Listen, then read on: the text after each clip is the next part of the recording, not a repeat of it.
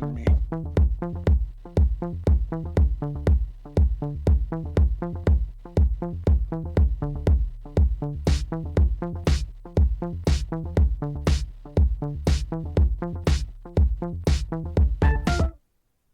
chers auditeurs de Radio Caraïbes Nancy. Nous nous retrouvons aujourd'hui pour un nouveau numéro de Citoyens au quotidien, l'émission de la consommation, du logement et du cadre de vie. Et comme d'habitude, une émission concoctée par la CLCV Malzéville-Saint-Max avec Christian Saquet. Oui, bonjour Sylvie. Bonjour Christian. Aujourd'hui, donc, c'est la première fois. C'est la première fois qu'on a... Alors, on a eu quelques invités comme ça qui passaient par là. Mais aujourd'hui, c'est vraiment la première fois qu'on fait une vraie émission avec une invitée. Donc, c'est Cécilia, donc, du magasin Day by Day, donc à Nancy. Bonjour Cécilia. Bonjour Cécilia. Alors, tout d'abord, est-ce que tu pourrais dire à nos auditeurs où se trouve Day by Day à Nancy ? Alors, il se situe dans le quartier du Faubourg des Trois Maisons. Il fait l'angle, en fait, il est au 37 boulevard Charles V. Ça fait l'angle de la rue Jean Lamour et boulevard Charles V. Voilà. Donc, il y a quelques temps que je connais le magasin, mais en fait, c'est aussi parce que je passe devant tous les soirs quand je rentre à la maison depuis le travail. Je pense que tout le monde ne le connaît pas. Est-ce que tu pourrais, toi, nous expliquer le concept de Day by Day ? Alors, Day by Day, c'est une épicerie de vrac. Donc, tout est vendu au détail. Donc, on a tout ce qui est épicerie salée, donc avec tout ce qui est riz, pâtes, légumineuses, des huiles, des vinaigres, des boissons, donc des vins, alcool fort, du sirop. Tout ce qui est épicerie sucrée, donc on a des farines, du chocolat pour pâtisser, des biscuits, des céréales pour le petit déjeuner, du café, des thés. Et on a aussi également tout ce qui est produits cosmétiques, donc tout ce qui est savon, shampoing, dentifrice, et aussi tout ce qui est droguerie, donc tous les produits ménagers, et pour faire ces produits ménagers aussi. D'accord. Mais c'est un magasin où tout est vendu en vrac. C'est ça, tout est vendu en vrac. Et même, donc, même les alcools forts. Oui, même les alcools forts. Donc après, sur le principe, on peut venir avec, avec ses contenants et on prend juste la quantité qu'on veut. Tout est au poids. Et donc, si on vient avec ses contenants, bien évidemment, on fait la tare avant. Et puis après, sur place, il y a tout ce qu'il faut aussi. Si jamais on n'a pas de contenants, il y a des petits sachets craft qui sont compostables et des bocaux aussi. Donc, le but de Day by Day, c'est donc, on l'a compris, c'était moins d'emballage. Mais par exemple, les produits que toi, tu reçois, ils sont quand même bien dans un contenant. On l'évoquait l'autre jour quand je suis passée au magasin. Par exemple, je dirais oui, même les lessives, etc. Tu les reçois, toi, dans des emballages. Après, ça devient quoi ? Alors, moi, je reçois tout en gros volume. Donc, alors, par exemple, c'est quoi gros volume ? Alors, par exemple, la farine par 25 kg, les céréales par 10 kg, les pâtes en carton de 5 ou 10 kg. Voilà, tout est en gros volume. Et donc, la plupart, c'est des emballages papier. Donc, tout ce qui est emballage papier, c'est recyclé. C'est la Croix-Rouge à Lys qui vient récolter les papiers et qui ensuite les emmène chez Veolia pour être recyclés. Tout ce qui est carton, évidemment, c'est recyclé aussi. Et puis, il y a encore des plastiques. Mais on a calculé donc, à travers tout le réseau Day by Day. Donc, il faut savoir, il y a actuellement une 50aine de magasins en France. En 2018, ça a permis de réduire de 52 tonnes la quantité d'emballage du producteur jusqu'au consommateur grâce au vrac. Parce que l'autre jour, donc, tu m'expliquais, quand tu achètes par exemple les produits d'entretien, tu les achètes, donc là, ils sont conditionnés bien dans du plastique, puisque c'est des liquides, donc on ne voit pas ça dans du papier. Et donc ça n'est pas repris par ceux qui te livrent. Tu m'expliquais que c'était plus cher, en fait. C'est compliqué, en fait, de faire des voyages à vide et après que le producteur récupère les contenants, les renettoie pour remettre un produit dedans. Malheureusement, c'est économiquement pas viable pour l'instant. Donc après, pour tout ce qui est produit d'entretien, c'est dans des bidons de 20 litres ou de 5 litres selon les produits. Et ça, je privilégie le réemploi, le réusage des contenants plutôt que le recyclage. Donc il y a beaucoup de personnes qui viennent chercher, ils savent que je mets à disposition des bidons de 20 litres. Donc pour tous les jardiniers qui ont besoin de récupérer l'eau de pluie, ceux qui aiment bricoler aussi, faire des rangements, etc. Voilà, donc ça, je les donne. Pareil, tout ce qui est seau aussi.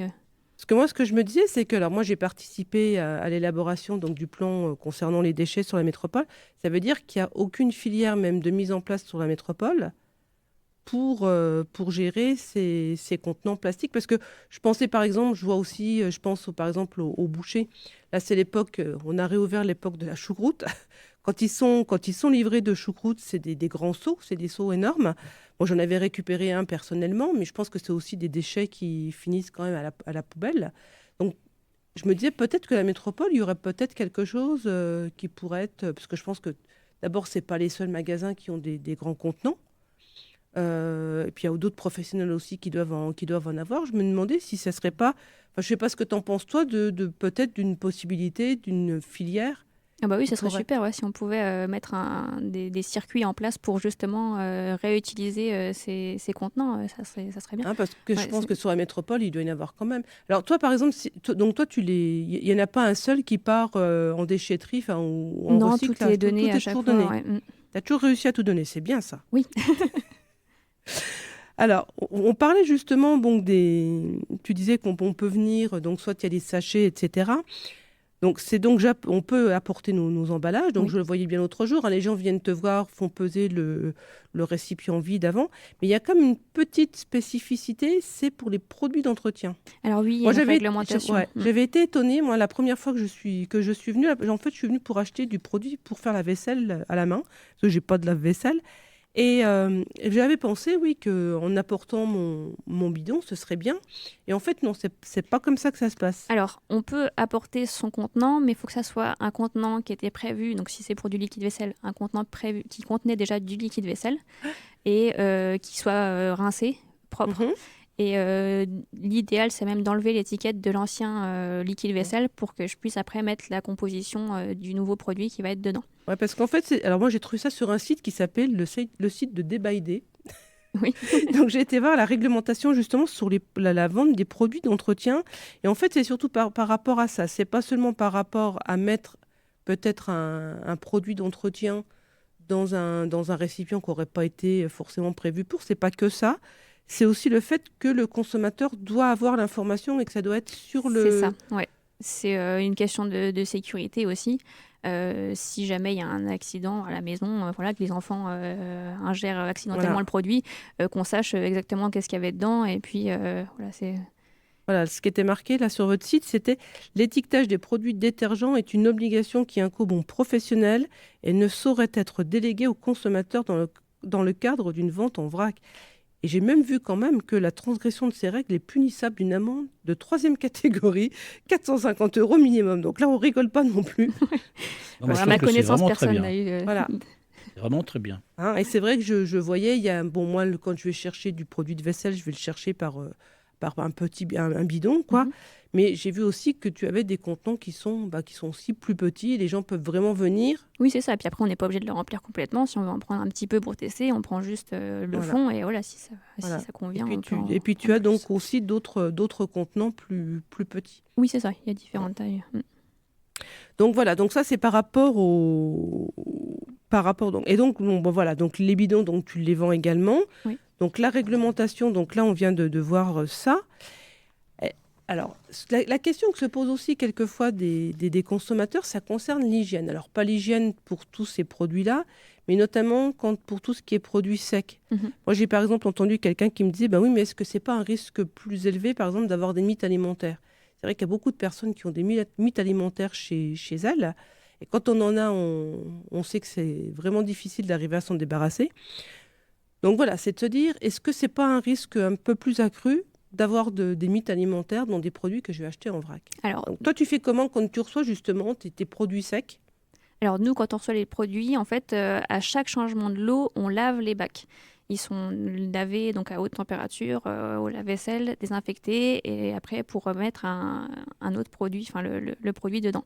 Donc ça se fait à chaque changement de l'eau. Donc si jamais il y a un lot qui est contaminé, ce qui peut arriver avec les produits bio, même dans de l'emballé, nous on les reçoit emballés et des fois c'est... Même dans le commerce traditionnel. Voilà, c'est ça, oui, même dans le commerce traditionnel. À partir du moment où on prend des produits bio, effectivement, il peut y avoir quelquefois des mythes alimentaires. Donc là, au moins, on évite le mélange de l'eau et dès que, si le fournisseur nous dit attention, ce produit-là, il faut le retirer de la vente parce qu'on a détecté des mythes, et on enlève le lot et on met un nouveau bac avec un bac propre avec un lot qui n'est pas contaminé dedans. Et après, chez soi, il faut faire aussi attention de mettre tout ce qui est produits sensibles, farine, céréales, etc., dans des bocaux avec des joints. Et là, ça évite justement que Oui, les parce que mythes viennent. quelquefois, on met ça en des bocaux, on va pas C'est donner ça. la marque, mais enfin, c'est le parfait, par exemple, c'est ce Oui. type-là, parce qu'on en a quand même tous beaucoup. Hein, on a tous, avant, dans nos familles, qui faisaient justement des conserves, etc. Donc moi, par exemple, j'ai des bocaux qui viennent de mes parents. Et c'est vrai qu'il ne faut pas oublier, oui, de mettre un joint en caoutchouc. C'est ça, parce que les mythes, elles peuvent venir aussi dans nos placards, hein, pas Voilà. forcément être déjà dans le produit. Après, ça vient de l'extérieur Voilà. aussi. Et là, effectivement, toujours bien penser à mettre le joint pour pas avoir de Voilà, mythes. parce que là, c'est la seule façon pour que ce soit vraiment hermétique. C'est quoi. ça. Hein. C'est le moment d'insister, justement, pour les gens qui ouvrent des emballages carton, par exemple, des pâtes, où ils les laissent dans les cartons. Ah oui, ça aussi, ouais. Bah, Voilà. alors là, c'est un... Voilà, donc là, c'est vraiment. Et c'est pour... Alors, l'autre jour, quand je suis passée samedi, c'est vrai qu'il y avait une dame qui était là en plus avec sa. Je pense que c'était sa fille. Et elle avait avec elle tous des bocaux qu'elle remplissait. Et c'était quand même des grands trucs. Hein. Elle venait avec, je sais pas, elle avait peut-être 1 ou 2 sacs de courses. Elle remplissait tous ces bocaux de pâtes, etc. Donc on le voit bien, voilà, c'est vrai que il faut vraiment faire attention. Mais bon, on peut aussi, quand on achète des produits qui ne sont pas en vrac, on peut, comme disait Christian, contaminer parce qu'on a laissé quelque chose qui était ouvert, parce qu'on n'a pas bien conservé. Mais c'est ça, ça se contamine même plus facilement quand c'est pas en vrac, quand on Bien n'a sûr. pas mis dans des bocaux. Voilà. Parce que les mythes, un carton, enfin voilà, elles Oui, percent oui. un petit trou, Là, et puis voilà. même les petits sacs plastiques, elles peuvent percer un petit trou et puis aller Ah dedans oui, sans ça c'est problème. vrai hein. que je ne pensais pas qu'elles auraient été capables de percer un petit trou, mais Si. effectivement, dans du plastique, les mythes alimentaires, elles passent au travers. Donc voilà, donc on peut se dire que au niveau de l'hygiène, c'est plutôt bien. Il n'y a pas plus de soucis avec du vrac que pas du vrac. Le reproche, l'idée reçue aussi qui serait que ce serait plus cher. Alors, Alors. qu'est-ce que toi, tu vas dire? Moi, j'ai été vérifier quelques petits trucs, Ouais. mais j'aimerais avant que tu... Donc il faut bien comparer ce qui est comparable, donc toujours à qualité équivalente. C'est-à-dire que si on prend un produit bio français, il faut bien comparer au supermarché par un produit bio français. Parce que si c'est du bio qui est fait à l'autre bout de la planète, forcément, Il est ça ne plus sera bio. pas forcément le même prix. Ça sera pas forcément. L'impact Voilà. environnemental n'est pas le même. Aussi, voilà. Mais à qualité équivalente, on est à 30% moins cher que le produit emballé. Voilà. Alors moi, c'est par rapport à ça, c'est vrai que j'ai été... alors, j'ai pas réussi à faire ce que je voulais faire comme relever le prix, mais par exemple, je regardais les lentilles vertes. Mhm. Les lentilles vertes, chez toi, elles sont à 2,95 le kilo. Et j'ai regardé en supermarché, ça va de 1,80... Alors, là, en plus, là, en supermarché, c'était pas du bio. Ça va de 1,96 à 3,58 le kilo. Et ça va aussi jusqu'à 8,71 € pour des lentilles qui sont en sachet cuisson. Oui. Donc, oui, tu dis effectivement, il faut comparer ce qui est, Ouais. ce qui est Les lentilles comparable. vertes, elles sont françaises aussi Voilà. chez moi. Et là, sur des sachets cuisson. Mais pareil, hein, je regardais, par exemple, les carottes en vrac. Donc, toi, c'est du bio. C'est à 2,80 €. 1 kilo, je dirais classique en supermarché, c'est en ce moment aux alentours d'1,60 €, quelque chose comme ça. Mais il faut aussi dire, moi, je me suis amusée l'autre jour aussi à comparer quelque chose. C'est-à-dire qu'en supermarché, on te vend les légumes en vrac, et puis on vend quand même dans certains supermarchés qui essayent maintenant de s'acheter une virginité en faisant des rayons qui font penser qu'on est plus bio, plus vrac, plus ceci, cela, mais qui vont avoir en même temps d'énormes rayons de produits sous vide. Et là, dans ce supermarché-là, qui est dans ma commune, il y avait quand même des carottes qui étaient alors sous vide, alors épluchées, tronçonnées, cuite à la vapeur, mais c'était marqué, il y avait une allégation qui disait fraîchement cuite ou un truc comme ça. Enfin, c'était pas il y a très longtemps. Et en fait, quand on regardait le prix, alors d'abord, moi j'ai regardé le truc, on ne sait pas d'où viennent ces carottes. On ne sait pas, à mon avis, elles sont pas bio. Voilà, je ne sais pas d'où elles venaient non plus, mais elles étaient quand même, le prix au kilo, c'était 7,85 €. Ouais, puis avoir le goût aussi. Voilà, donc là, j'ai pas forcé le truc jusqu'à acheter un paquet. On l'a pas acheté, on n'a pas goûté. Et donc, j'avais mis ça sur la publication sur notre page Facebook. Il y a quand même une personne qui m'a dit « Oui, mais ça peut être pratique quand on rentre tard le soir. » Et quand je rentre tard le soir, je préfère encore à la limite me faire un truc de pâte ou même On rentre, on épluche. Pour des carottes, c'est vraiment réduit le temps de cuisson. Voilà, et tout. c'est réduit. Et puis le temps d'éplucher les carottes, de les mettre. C'est le moment de discuter. Tu épluches des carottes. Voilà. En même temps, tu peux parler avec la personne qui est avec toi. Voilà, on les met à l'autocuiseur. Enfin voilà, mais 7,85 € comme le kilo de carottes. Donc peut-être que là, elles sont peut-être un peu plus chères chez toi, mais elles sont en bio. C'est bio et local aussi. Alors c'est bio, c'est local. Et là, en plus, du coup, ça vient de l'association De l'ortie à Malzéville. Super. Donc c'est aussi de l'insertion. C'est ça. Donc c'est aussi l'économie sociale et solidaire. Je ne pense pas que les carottes, dans mon supermarché, elles avaient toutes ces valeurs-là. Je ne pense pas. Donc au niveau des prix, voilà, c'est pareil. Moi j'ai regardé aussi, par exemple, chez toi, le bicarbonate. Le bicarbonate, il est à 3,80 kg. On trouve quand même du bicarbonate en grande surface à 7,86 € le kilo. Ah oui. Donc ça, c'est fou quand même. Parce que bon, alors il y en a du bicarbonate alimentaire, Ouais. une certaine marque qui 3,80 c'est l'alimentaire et 3 € c'est le ménager. Eh ben non. Ouais. Oui, voilà. Et là, le ménager, c'était 7,86 €. C'est le briochin, ça, Bah oui. il me semble. Ouais, c'est une marque qui est quand même très présente, qui se veut très verte, très ci, très ça. 7,86 €. Donc il vaut mieux venir l'acheter chez toi. Ah oui, complètement. Largement. Donc voilà, ça c'est un petit peu pour tordre le cou. Effectivement, comme tu dis, on peut vraiment comparer que ce qui est comparable. En plus, c'est vrai que dans les supermarchés, on va trouver des produits vraiment d'entrée de gamme qui sont vraiment à des prix très, très tentants. Hein. Mais par exemple, la graine de couscous, toi, c'est 2 € le kilo. En grande surface, la marque du supermarché, c'est 1,82 €, donc On n'est pas très loin. pas très loin. Et ensuite, ça monte jusqu'à 3,38 €, toujours pareil, avec les fameux petits sachets cuisson, au cas où on ne saurait pas mettre des graines de couscous dans un saladier et mettre de l'eau bouillante dessus. C'est ça, on en rajoute du plastique. Voilà, donc là, en plus, il y avait déjà le carton, il y a en plus le plastique du petit sachet, et puis en plus, le couscous, si on rate la cuisson de la graine de couscous, c'est que franchement... Donc voilà, moi, et c'est vraiment que quelques relevés de prix. Hein. C'est vrai que j'ai pas eu le temps de faire plus. Par exemple, j'avais juste regardé aussi, par exemple, les cotons démaquillants. Alors chez toi, c'est parce qu'on vend aussi, tu vends aussi ça, hein, les cotons. Alors c'est pas des cotons, c'est des disques. C'est des disques c'est même pas des disques, c'est des carrés. Voilà, Ouais. c'est réutilisable, lavable. C'est 1,80 la pièce. Et par exemple, les cotons démaquillants, alors on peut se dire c'est pas cher, c'est 3 centimes. Ouais. Mais c'est 3 centimes. En plus, la surface, elle est quand même beaucoup plus petite. C'est ça, puis c'est moins agréable. Hein. Enfin, une fois qu'on passe au coton démaquillant lavable, on se rend compte que c'est quand même beaucoup plus doux pour la peau. Beaucoup plus doux pour la Ouais. peau.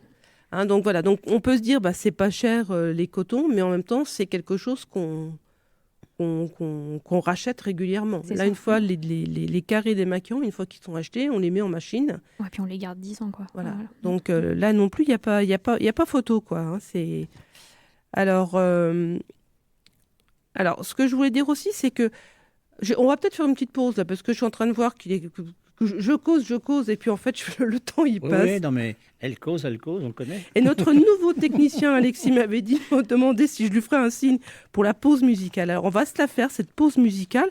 On reste un petit peu dans le thème, puisque c'est la chanson Encombrant du groupe Carpath. Et on y va pour Carpath.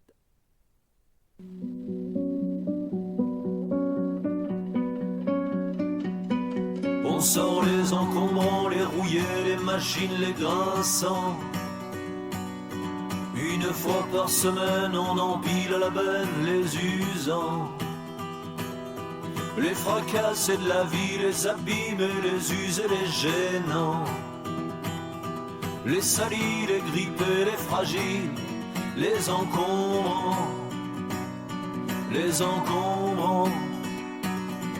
Il y a une benne dans la rue où s'entassent à l'appel les divans égorgés, les machines qui peuvent plus ni laver le linge, ni faire le café. Y a du ventre, d'une valise, une latte de sommier qui transperce le cuir comme une écharde plantée dans la main. On sort les encombrants, les rouillés, les machines, les grinçants. Une fois par semaine, on empile à la benne les usants. Les fracassés de la vie, les abîmés, les usés, les gênants. Les salis, les grippés, les fragiles, les encombrants, les encombrants.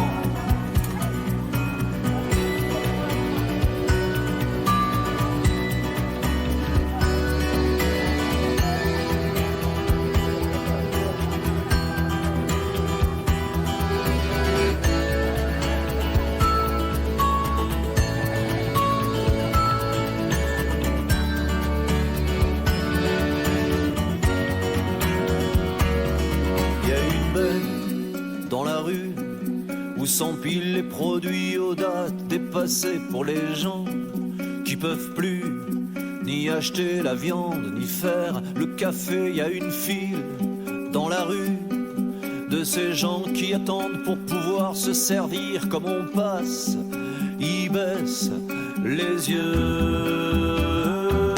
On sort les encombrants, les rouillés, les machines, les grinçants. Une fois par semaine, on empile à la bête les usants. Les fracassés de la vie, les abîmés, les usés, les gênants. Les salis, les grippés, les fragiles, les encombrants. On sort les encombrants, les rouillés, les machines, les grinçants. Une fois par semaine, on empile à la bête les usants. Les fracassés de la vie, les abîmés, les usés, les gênants. Les salis, les grippés, les fragiles, les encombrants, les encombrants.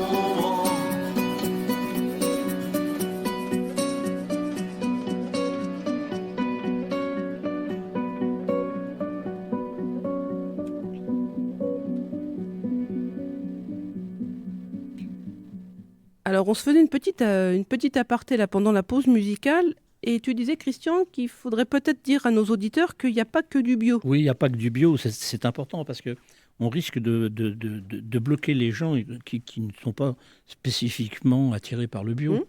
Moi, je ne regarde pas forcément le bio. Moi, quand je vais dans un magasin, je vais aller voir de loin, je vois des carottes qui sont belles, je vais aller acheter des carottes. Je ne vais pas regarder si c'est des carottes bio ou pas.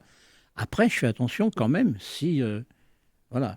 On regarde quand même, nous, souvent, quand on va faire des courses, d'où elles viennent. Je suis très méfiant, justement, par rapport aux grandes surfaces où le bio et le traditionnel sont très, très proches l'un de l'autre. Ça m'est arrivé, notamment en Bretagne, il y avait un spécialiste, c'était le Leclerc de Lannion, où le rayon bio et le rayon...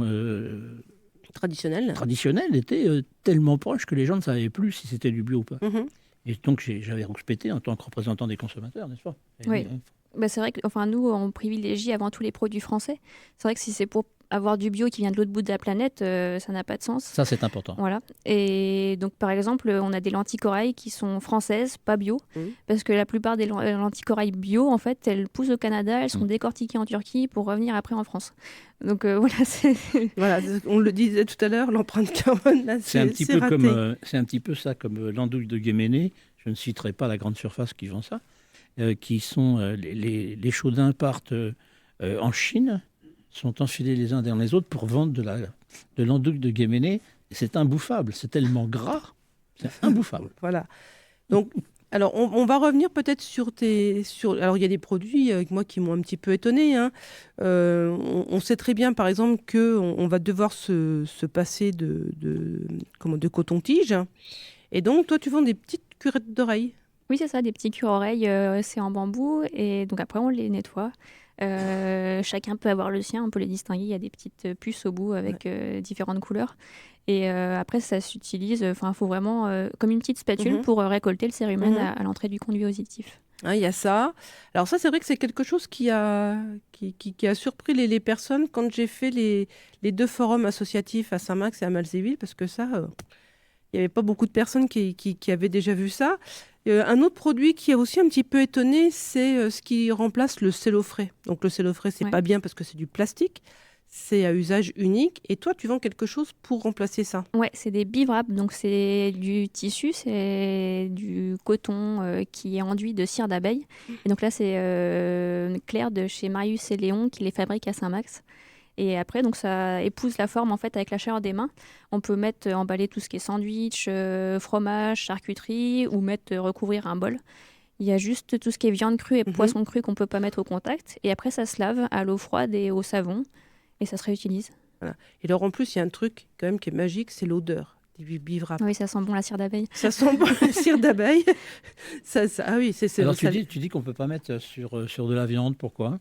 Vu que ça se lave uniquement à l'eau froide D'accord. et savon, du coup, c'est pas au niveau hygiène, voilà. Ça serait pas. Mais c'est vrai que c'est.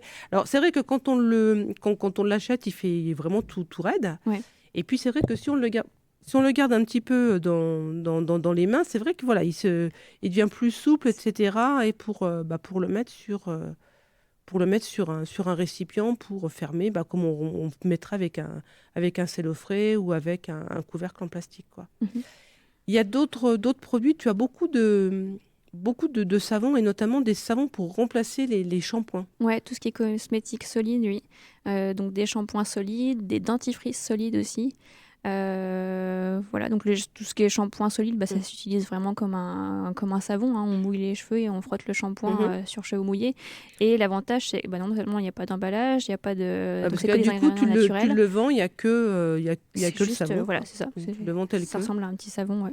Et après, ça dure longtemps, ça dure 4 à 5 mois, un petit shampoing comme ça. Et ça prend pas de place dans la salle de bain. Pour partir en voyage, c'est super pratique. Ah oui, vraiment. Ça, c'est vraiment très intéressant. Qu'est-ce qui est intéressant ? C'est que ça prend pas de place ou ça prend pas de place. Et puis, alors, c'est pareil, j'ai regardé, parce que je me dis, oui, on est habitués, nous, à nos shampoings, c'est dans des flacons, etc. Donc déjà, quand on en voit certains, c'est vraiment des petits trucs. Et puis, je regardais, donc les shampoings, mine de rien, un shampoing qu'on va acheter dans un supermarché, ça peut quand même monter très cher au niveau donc, du litre. Des shampoings bio, par exemple, ça peut monter jusqu'à 18 € le litre en supermarché. Là, chez toi, c'est 11,50 donc le galet. Et je pense qu'on a peut-être aussi un peu tendance à en mettre peut-être un peu moins, parce que c'est vrai que quelquefois, on appuie, si c'est un shampoing avec une pompe, on appuie dessus, des fois un peu comme un malade. Et quelquefois, on se retrouve aussi avec trop de shampoing dans la main. Et de toute façon, on va le mettre sur notre tête parce qu'on ne va pas le remettre dans la bouteille, quoi. Et donc ça, ouais. Alors moi, je ne l'ai pas encore utilisé, parce que donc j'ai acheté quelques produits, comme je te l'avais dit, pour faire 2 animations sur forum. Et puis là, nos forums et donc les animations sont terminées. Moi, je vais voir essayer, voilà, parce que j'ai jamais essayé les shampoings en galet.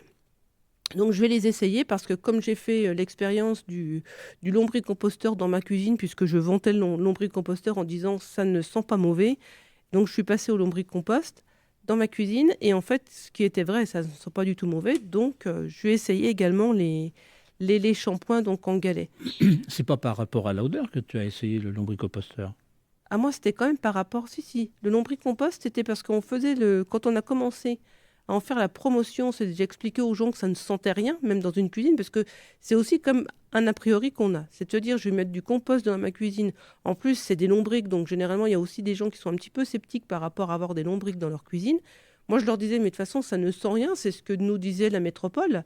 Ça ne sent pas mauvais ni rien du tout. Donc, à un moment donné, je me suis dit, si j'en ai pas un dans ma cuisine, je ne suis pas très crédible face aux consommateurs, aux usagers. Donc, je suis passée à ça.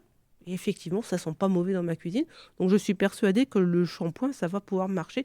Ce sera peut-être une autre démarche avec le dentifrice, par contre. Tu me disais l'autre jour que c'est... Ouais, c'est un peu... Enfin, c'est particulier. C'est vrai que le shampoing, c'est assez proche du savon. Donc, c'est plus simple de changer. Le dentifrice, il faut un petit temps d'adaptation. Moi, je sais, quand j'avais essayé, il m'a fallu une bonne semaine avant de m'y faire, parce qu'au départ, on a l'impression qu'il n'y en a pas sur la brosse à dents, quoi. Et finalement, après, moi, je peux plus repasser au dentifrice en tube. Hein, c'est vrai qu'on est aussi habitué, aussi même depuis des décennies, quand même, à des produits qui moussent. Oui. Il y a quand même des éléments moussants, parce en plus maintenant on a l'impression que si ça mousse, c'est que forcément c'est actif, on va avoir des dents plus propres, des cheveux plus propres, etc. Et c'est aussi toutes des habitudes. Alors après, le shampoing et le dentifrice moussent un petit peu, moins évidemment que le shampoing du supermarché, mais ça mousse quand même un petit peu. Il y a des tensioactifs, mais qui sont très doux et pas irritants. C'est le problème de la plupart des tensioactifs qui sont utilisés. Donc, c'est tout ce qui fait mousser, en fait. Souvent, c'est très irritant pour les shampoings, pour le cuir chevelu. Et après, ça, voilà. Et puis aussi pour notre planète, parce qu'il ne faut quand même pas oublier Aussi, que quand on a fini de se laver la tête, le shampoing, il part dans les canalisations. Mm. Et bon, il y a nos stations d'épuration, mais je pense que, voilà, que si on mettait moins de cochonneries dans nos canalisations d'eau usée, ça serait aussi pas mal. Oui, ça me fait réagir là parce que j'ai entendu le préfet de Seine-Maritime là, dire l'autre jour que de toute façon il fallait tout laver et tout ça allait partir par les égouts. Ah, merci la pollution de la Seine. Hein. Et laver quoi alors, par exemple? Bah, avec l'incendie de. Ah oui, avec Rouen. l'incendie Oui, à oui. Rouen. Oui, d'accord. Ah, j'ai trouvé un petit peu. Un peu léger Un sur peu le, léger, là. un peu léger sur le truc. Alors, s'il y a des auditeurs, par exemple, qui auraient envie d'essayer d'aller dans cette optique, d'avoir moins de plastique, moins d'emballage.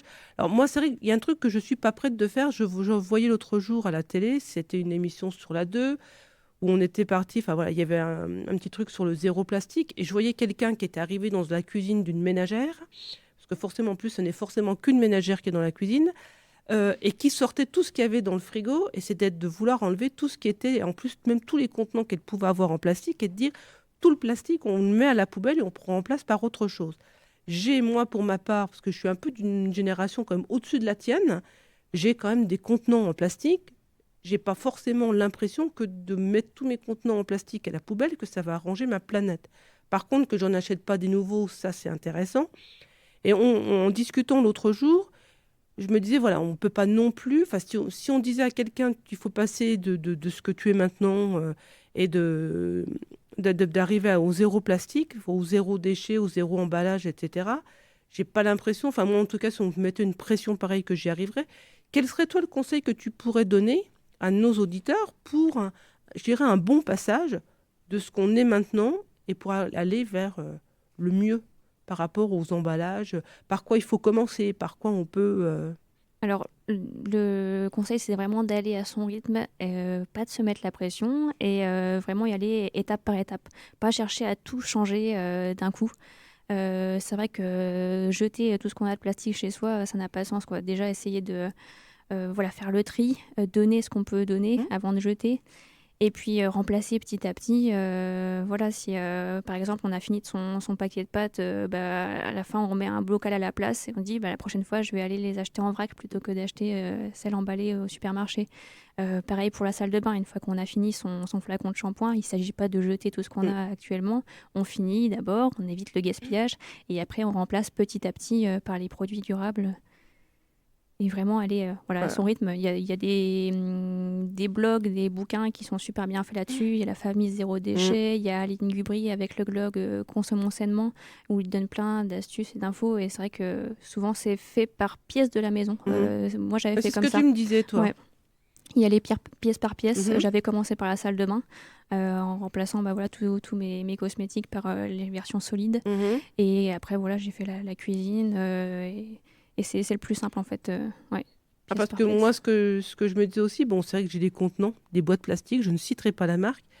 Et c'est vrai qu'il y a une chose qui est quand même par rapport même à du verre ou quoi que ce soit, le plastique a quand même un avantage énorme, c'est le poids. Et c'est vrai que, alors, je dirais des fois, tant qu'on est jeune, c'est bien, on peut porter quelque chose, des trucs en verre, des bocaux en verre. Quand on commence à prendre quelques années, et encore, c'est pas forcément ma génération le plus, mais c'est vrai que quand on monte en plus dans les générations, porter des contenants en verre, c'est pas toujours ce qu'on fait de plus pratique, mais ça n'empêche qu'on peut très bien garder nos contenants plastiques, mais ce qu'on met dedans, ce qu'on achète, on l'achète sans emballage. Oui, c'est ça. Et puis alors, si on met des produits secs dans des contenants de plastique, normalement, il n'y a pas de risque de transfert, surtout si c'est des produits qui ne restent pas non plus 15 ans dans le plastique, quoi. Voilà. Et après, si on ne veut pas se trimballer les bocaux en verre, qu'on veut vraiment enlever complètement le plastique de chez soi, on peut venir avec des petits sacs en tissu. On peut faire avec de la récup, récupérer des vieux draps, faire secoudre des petits sacs en tissu. Bon, il y en a des tout faits aussi, ça peut s'acheter. Mais tout c'est fait. vrai que ça peut être aussi une solution, c'est aussi de se faire ces petits sacs. Et ça évite de transporter des bocaux très lourds. Voilà. Et même quelquefois à la maison, même quelquefois des contenants en verre, quand on a un problème de main ou quoi que ce soit, c'est pas... tu le verras plus tard, ça, Cécilia. T'es trop jeune, là. Comment ? Alors, est-ce que toi, tu avais quelques autres remarques à faire par rapport justement à cette... Non, moi je suis très satisfait de ce que j'entends. Une seule question qui m'interpelle un petit peu, c'est vous êtes comment là? C'est des magasins en franchise? Oui, c'est ça, c'est une franchise. On est une cinquantaine de magasins en France. Donc ça existe depuis 5 ans maintenant. Donc c'est encore un petit réseau assez récent. Et puis voilà, ça se développe de plus en plus. Et comment toi t'es devenu, comment t'es arrivé, enfin moi j'ai vu un petit peu, mais comment t'es devenu toi, t'es devenu l'idée de t'installer, d'avoir ce magasin de vente en vrac? Alors en fait, moi à la base, j'ai pas du tout une formation dans le commerce. J'avais fait un doctorat en biologie végétale. Orienté vers l'écologie et je voulais faire vraiment quelque chose d'utile au quotidien, avoir un métier plus concret, plus au contact avec plus de contact humain aussi. Et c'était un besoin en fait. Justement, on discutait avec des amis, on se disait mais c'est dommage, enfin on générait énormément de déchets. On regardait notre poubelle et on se disait mais c'est pas possible, tous les emballages qu'on a. Et ça n'existe pas de magasin sur Nancy ou autour où on puisse faire toutes nos courses en vrac. Et voilà, de là après, j'ai cherché un peu si ça existait ailleurs. Je suis tombée sur le site de la franchise et comme ils étaient vraiment en accord avec mes valeurs, voilà, je les ai contactés. Et puis, voilà, donc à la base, ça a quand même des valeurs orientées vers l'environnement, la protection de l'environnement. Et ce qu'on parlait tout à l'heure pendant la pause musicale, on se disait aussi que ce qu'il y a de bien, alors là, le magasin, il n'est pas très très grand. Moi, j'y suis passée samedi, alors là, il y a des gamins, il y a des gamins qui sont assis par terre en train de bouquiner, etc. Et puis ce que ça apporte aussi, c'est que du coup, alors c'est petit, on est plus proches les uns des autres, les clients, et ça permet aussi de pouvoir discuter. Ce qu'on n'arrive pas forcément à faire quand on est dans un supermarché. Ça peut arriver qu'on peut... Mais là, moi, je connaissais personne dans ta boutique l'autre jour. Et c'est vrai que ça permet quand même de pouvoir discuter avec des gens. C'est vrai que ça se fait très fréquemment. Des gens qui se donnent des conseils sur des produits, qui s'échangent des recettes. Voilà. Il y a souvent des échanges entre les clients et c'est ça qui est chouette. Ouais. Voilà. Donc là, c'est vrai que c'était des personnes qui étaient comme un peu plus jeunes que moi, mais il faut aussi dire à des personnes qui auraient même la soixantaine ou un peu plus. Oui, c'est ce que je me posais comme question. Est-ce que, justement, tu as vraiment des personnes âgées qui viennent Oui, il y a pas mal de personnes âgées qui viennent, mais justement, elles sont intéressées par le fait qu'elles peuvent juste prendre en petite quantité. Elles n'ont pas besoin de prendre un gros sachet de pâtes qui va leur durer longtemps ou de riz, et puis ça permet de varier. Elles prennent en petite quantité, et puis elles reviennent la semaine d'après pour prendre une autre sorte ou tester des produits. Voilà, parce qu'il y a même certains produits qu'elles n'oseraient pas acheter en grande surface parce que c'est dans trop grosse quantité. Et là, le fait de prendre juste ce dont on a besoin. Tu as des gens qui viennent dans le respect de l'environnement ou qui ça leur permet de découvrir au contraire autre chose?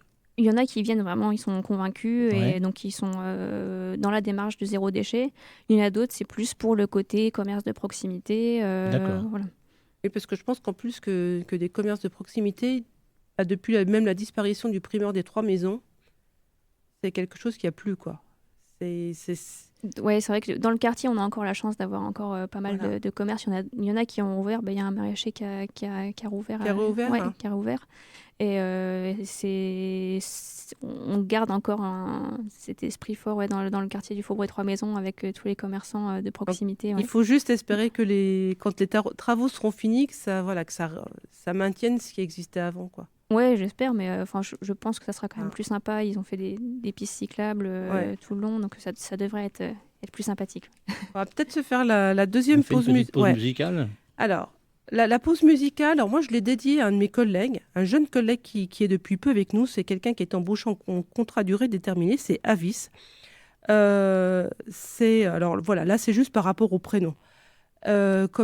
Si je voulais le mettre lui à l'honneur, Avis, au travers de cette chanson, c'est parce que c'est quelqu'un qui est en ce moment très angoissé parce qu'il attend sa nationalité française. Et je voulais juste dire aux personnes qui, quelquefois, ont l'impression que les migrants, ces personnes qui arrivent de l'étranger, demandent la nationalité française, l'obtiennent comme ça, rapidement, facilement, qu'on leur donne comme ça, c'est pas vrai. Avis, ça fait 10 ans qu'il est en France, ça fait 10 ans qu'il attend d'avoir sa nationalité française, et pour l'instant, il est apatride. Donc c'est pas facile, parce qu'il nous expliquait l'autre jour que même dans nos gestes, nous, consommateurs, au quotidien, lui, il est vraiment bloqué par ça, parce qu'acheter en 3 fois sans frais, il ne peut pas le faire. Donc tiens bon, Avis, c'est pour bientôt, je pense, tu nous en as parlé la semaine passée. Tu devrais vraiment avoir bientôt tes papiers. Et donc voilà, la chanson, c'est Luna Park. Et c'est tes états d'âme, Eric.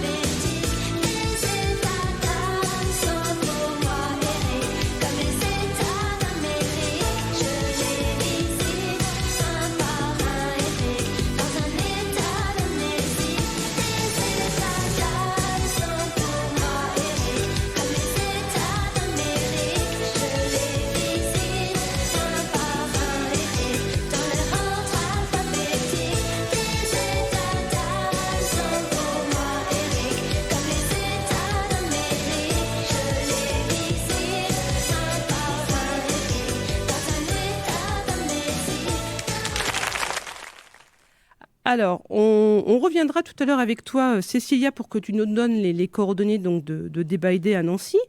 Là, je voulais parler, pour la fin de l'émission, d'une pétition qui est sur le site change.org. C'est une pétition qui est mise en place par les associations donc, de locataires, dont la CLCV. Il y a la CLCV, la CNL, la CGL, la CSF et la FOC. C'est une pétition donc, qui dit non à la destruction du logement social, parce qu'on le sait.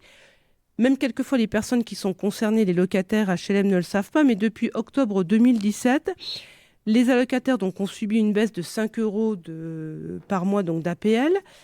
L'année suivante, il y a eu d'autres baisses. Et en fait, ce sont les bailleurs qui prennent à leur charge cette différence. C'est-à-dire que quelqu'un qui perdrait 25 € d'APL par mois, c'est le bailleur qui compense. Donc, c'est forcément de l'argent en moins qui rentre chez le bailleur. Donc, ça pénalise le logement social, ça pénalise les locataires. Il y a moins de réparations, moins d'entretien. Et c'est surtout, cette pétition, c'est surtout parce qu'en fait, il y a une nouvelle attaque contre les APL pour 2020. Donc, dès 2020, nous assisterons à une nouvelle attaque contre les APL qui permettra à l'État d'économiser 1,2 milliard d'euros. C'est bien d'économiser de l'argent sur les pauvres.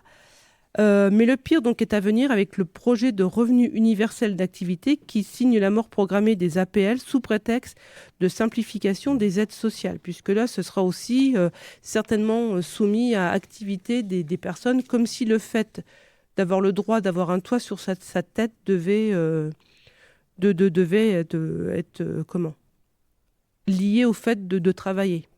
Hein. Donc, la pétition s'appelle « Défendons nos droits et protégeons les APL ».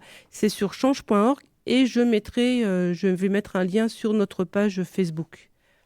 Donc, toi, Christian, alors est-ce que on parle du sujet que tu avais pensé évoquer ou est-ce qu'on passe C'est-à-dire que à notre agenda je vais l'évoquer rapidement. C'est de dire à toutes les personnes qui ont tendance à répondre au téléphone, au démarchage justement téléphonique, par pitié, surtout, de ne pas répondre quand c'est un démarchage concernant les complémentaires santé. Parce qu'il suffit, dans la discussion, de dire oui, les gens sont après liés par un contrat. C'est comme s'ils avaient signé un contrat à la complémentaire santé. Dans le cadre de vie, notre journal, le journal des associatif, on en parle. Mmh. Je suis content qu'ils en aient parlé. Nous, on n'a pas eu le temps de l'évoquer, ce problème. Non. Là, c'est un sujet qui s'est passé dans le Loir-et-Cher. Mais moi, j'ai subi ça il y a 1 an et demi, 2 ans même, peut-être bien où j'avais répondu téléphoniquement. J'avais eu quelqu'un qui m'avait téléphoné, qui m'avait posé des questions sur ce que j'avais comme contrat de garantie. Et puis, il me parlait d'un contrat. Et il m'avait demandé si ça m'intéressait. Ça m'intéressait. Et j'avais répondu, oui, je veux bien, mais je vous demande de m'envoyer des papiers pour que je puisse en prendre connaissance. Ce simple oui que j'avais répondu, je ne sais pas si tu t'en rappelles. Oui, on s'est battu. Ça a été rappelle. l'occasion de nombreux courriers recommandés. Ça a été très, très compliqué. Ce qu'il faut savoir, c'est que si vous dites oui, malheureusement, si vous dites oui, vous n'allez pas le savoir tout de suite que vous êtes engagé parce qu'ils font traîner les papiers, parce qu'on a le droit d'utiliser le droit de renonciation qui est de 14 jours. Mais comme ils envoient les papiers longtemps après, on ne le sait pas. Et moi, j'avais découvert le truc 2 mois après. Je l'ai vu qu'ils avaient, c'était sur mon compte bancaire où ils avaient prélevé. Oui, c'est... Alors... Donc, je suis allé à la banque, j'ai dit, qu'est-ce que c'est que ça? Et on m'a dit, c'est le prélèvement du net. J'ai dit, non, je ne l'accepte pas, je le refuse. J'ai fait un papier pour dire que je le refusais. Mais le mois d'après, de nouveau, ils avaient prélevé. Voilà. Donc, il faut être extrêmement vigilant parce que ça va très vite. Hein. Voilà. Et donc je me suis noté pour mettre aussi sur Facebook une émission. Alors c'est une émission aussi de radio, c'est sur une radio concurrente, mais bon, c'est sur RMC, donc c'est pas tout près de chez nous. C'est Olivier Guéraud, juriste de la CLCV nationale, qui répondait donc aux questions de la journaliste, justement à ce sujet, et il disait également que le simple fait de dire « Allô, oui », il n'y a encore pas eu de discussion. Et ça peut t'engager, et c'est sur ces problèmes de complémentaires et d'assurance. Ça fait partie, ça, de toutes ces arnaques-là que, justement, on est là pour ça, pour les dénoncer. Voilà. Comme par exemple, j'attire aussi l'attention aux gens qui achètent dans certaines grandes surfaces des gazinières, électriques, sinon c'est pas du gaz, électrique. Cuisinière électrique. Cuisinière. Faire très attention, justement, à ce que derrière le bordereau d'achat, il n'y ait pas un autre bordereau, parce que si vous signez un bordereau et qu'il y en a un autre derrière qui est glissé dessous, c'est aussi autorisé à changer de fournisseur d'électricité. Voilà, donc la personne ne demande rien, elle se retrouve avec un nouveau contrat. Et ça, c'est pareil, c'est aussi arrivé, c'était arrivé à une de nos adhérentes. De nos adhérentes, oui, et puis même ça a chauffé, quoi. Hein. Et si vous êtes victime de cela, vous n'hésitez pas. C'est là où il faut venir nous voir. Voilà. Eh bien, écoute, on va peut-être en profiter pour donner au minimum déjà notre adresse, notre numéro de téléphone. Alors, la CLCV, nous sommes la CLCV de Malzéville-Saint-Max. Nous sommes sur Malzéville. Un téléphone pour bien savoir que nous répondons quand même au téléphone, même quand on a une rupture de connexion comme nous avons eu pendant 15 jours, on pouvait me joindre sur mon téléphone portable. Voilà. Alors, le téléphone de la CLCV, c'est le 03 83 29 10 96. Je le répète parce que c'est important, le 03 83 29 10 96. Et vous avez à votre disposition aussi une adresse Internet, c'est Malzéville, je dis bien Malzéville et non pas Maxéville, Malzéville, Avec un L là. @clcv.org. Et puis vous avez, si ça vous intéresse aussi, pouvoir avoir des renseignements sur la CLCV, vous allez sur www.clcv.org. Et ça, c'est le site internet de la Confédération. Oui, Sylvie, nous avons une demande là, on recherche des bénévoles.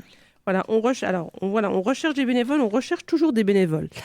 On recherche un ou plusieurs bénévoles d'ailleurs pour nos permanences. Et ce sera un juriste. Alors, ça peut être un juriste professionnel, ça peut être quelqu'un qui ait des connaissances de par le travail qu'il a exercé, et notamment pour la copropriété. La copropriété, c'est vraiment un secteur sur lequel on n'est pas forcément très très bon à Malzéville. Je suis désolé, mais j'ai vraiment pas le temps de m'occuper de la copro. Voilà. Et puis, c'est comme aussi un domaine qui est quand même particulier, et il faut pouvoir y consacrer du temps. Donc, si quelqu'un entend ce message, s'il veut faire de la copropriété, défendre les gens contre même des syndics, etc., les agences immobilières qui, quelquefois, poussent le bouchon un peu loin. Donc, qu'ils viennent nous voir, on peut expliquer ce que l'on fait et qui l'on est. On cherche aussi des bénévoles qui aiment les chiffres pour faire des contrôles de charge. Des contrôles de charge. Donc ça, c'est pareil. C'est aussi quelque chose d'un petit peu particulier. C'est particulier aussi. Et c'est vraiment des sommes vraiment importantes qui peuvent être récupérées par les locataires quand le propriétaire ne réclame pas que ce que doit le locataire. C'est-à-dire que vous avez les contrôles des charges, c'est après la régularisation de charges. Et la plupart du temps, même si on vous rend 15 €, 20 €, 100 €, 150 €, 300 €, on a vu, ne croyez pas que vous avez payé le juste prix des charges. Parfois, vous avez payé des charges beaucoup plus de façon importante que la réalité. Donc, le contrôle des charges, c'est quelque chose d'important que nous ne faisons pas suffisamment. Voilà. Donc, en fait, voilà, toutes ces possibilités. Et puis, même si quelqu'un veut donner de son temps, peut nous demander de quelle manière il peut intégrer la CLCV. On va peut-être donner les deux dates concernant notre agenda du mois d'octobre. Donc, le mois d'octobre, nous serons présents lors de la Semaine des Seniors donc à Saint-Max. On sera présent le vendredi 11 octobre avec un stand dédié donc au gaspillage alimentaire et à la mise en place du gourmet bag sur la métropole du Grand Nancy. Et nous ferons également une conférence sur les droits et pouvoirs des consommateurs. Parce qu'on sait qu'on a des droits, on ne sait pas toujours qu'on a un vrai pouvoir, justement, en changeant nos habitudes, etc. Là, on a un vrai pouvoir, une vraie possibilité de choix. Ce sera donc le 11 octobre et ce sera au foyer culturel Gérard Léonard à Saint-Max. Et puis le 16 octobre, nous serons aux Provinces à Laxou. C'est dans le cadre des Jardins d'automne. Nous tiendrons donc un stand toujours sur le gaspillage alimentaire et sur la thématique du manger mieux aussi, etc. Donc ça sera le 16 octobre après-midi aux Provinces à Laxou. Alors pour nous réécouter, donc sera le samedi 16 octobre à 6h et le lundi 14... Et le samedi 14 octobre Non, pas le 14 octobre. Samedi prochain, le samedi qui vient. Là, aujourd'hui, nous sommes le 8. Donc samedi qui vient, c'est pour nous retrouver. Donc on nous écoute à 6h et le lundi 14, donc sur 90.7 FM ou alors sur www.rcn-radio.org. Il y a la possibilité de nous réécouter via le podcast et sur YouTube, parce que là, aujourd'hui, nous sommes enregistrés. Puis je vais juste repasser la parole donc à Cécilia pour nous donner l'adresse et le nom de sa page Facebook. Alors, l'adresse de l'épicerie de Débaïdé à Nancy, c'est 37 boulevard Charles V. Et la page Facebook, Cécilia de Débaïdé Nancy. Et le magasin, il est ouvert tous les jours, du lundi au samedi Alors, il est ouvert du mardi au samedi, de 9h30 à 13h et 14h30 à 19h. Oh, tu peux le redire, ça ? Oui, du mardi au samedi, 9h30 à 13h et 14h30 à 19h. Voilà. Nous allons pouvoir terminer donc l'émission. Donner rendez-vous à nos auditeurs donc le mois prochain, au mois de novembre. Et là, nous devrions avoir quelqu'un de la métropole pour parler du gourmet bag. Au revoir, chers auditeurs. À bientôt.